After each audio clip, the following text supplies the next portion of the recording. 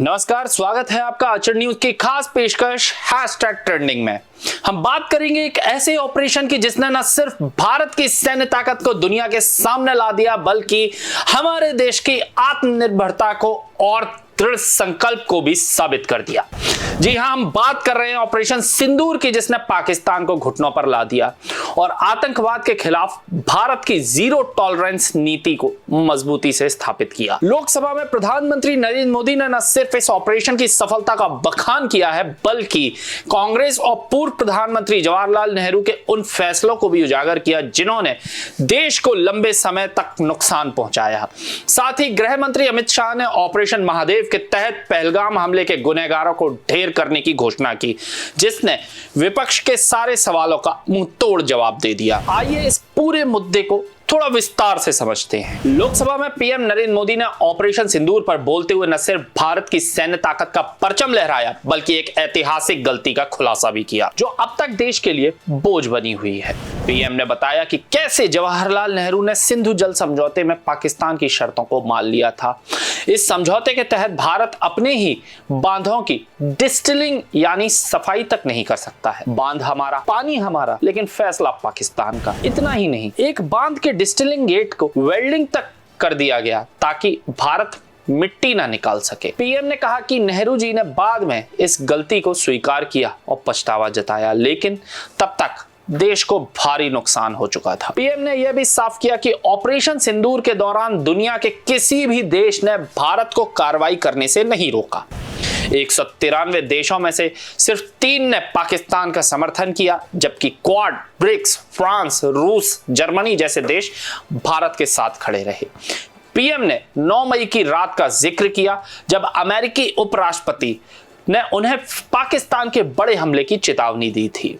जवाब में पीएम ने साफ कहा, अगर पाकिस्तान हमला करेगा तो हम गोली का जवाब गोले से देंगे, और ठीक यही हुआ। 9 और 10 मई को भारत ने पाकिस्तान की सैन्य शक्ति को तहस नहस कर दिया। मेड इन इंडिया ड्रोन और मिसाइलों ने पाकिस्तान के हथियारों की पोल खोल दी। दूसरी तरफ गृह मंत्री अमित शाह ने लोकसभा में ऑपरेशन महादेव की सफलता का ब्यौरा दिया। पहलगाम के तीनों पाकिस्तानी आतंकी सुलेमान, अफगान और जिब्रान लश्कर-ए-तोयबा के ए कैटेगरी के कमांडर थे। ये आतंकी न सिर्फ पहलगाम बल्कि गगनगीर हमले में भी शामिल थे। शाह ने बताया कि हमले के दिन ही रात में ही सुरक्षा बलों की मीटिंग हुई और फैसला लिया गया कि कोई भी आतंकी पाकिस्तान भागने नहीं पाएगा। ऑपरेशन में तीनों आतंकियों को ढेर कर दिया गया। उनके पास से मिले पाकिस्तानी वोटर आईडी, राइफलें और यहां तक कि पाकिस्तानी चॉकलेट ने साबित कर दिया कि आतंकी कहां से आए थे। शाह ने विपक्ष के उन सवालों को भी खारिज किया जो दावा कर रहे थे कि आतंकी पाकिस्तान भाग गए हैं। उन्होंने कहा, हमारी सेना और सीआरपीएफ ने इन्हें ठोक दिया, अब ना जवाब मांगने का हक बनता है ना देने का। पीएम मोदी ने ऑपरेशन सिंदूर को भारत की तकनीक और सैन्य क्षमता का प्रतीक बताया।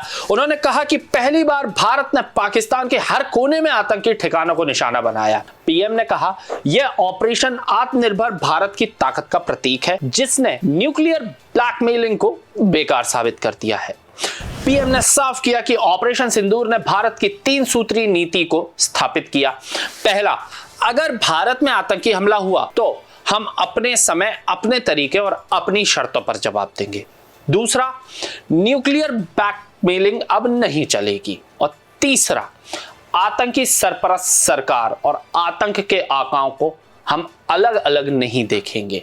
प्रियंका गांधी, राहुल गांधी और अखिलेश यादव जैसे बड़े नेताओं ने ऑपरेशन सिंदूर पर सवाल उठाए, जो न सिर्फ सेना के पराक्रम पर शक करते हैं बल्कि पाकिस्तान के प्रोपेगेंडा को हवा भी दे देते हैं। कांग्रेस का इतिहास रहा है तुष्टीकरण और कमजोर डिप्लोमेसी का, जिसने देश को कई बार नुकसान पहुंचाया है।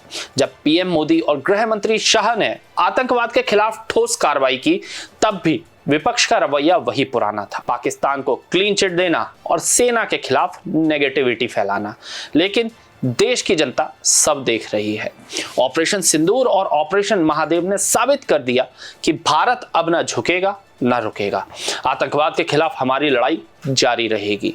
जो इस लड़ाई में देश के साथ नहीं, वो इतिहास के पन्नों में कहीं खो जाएंगे।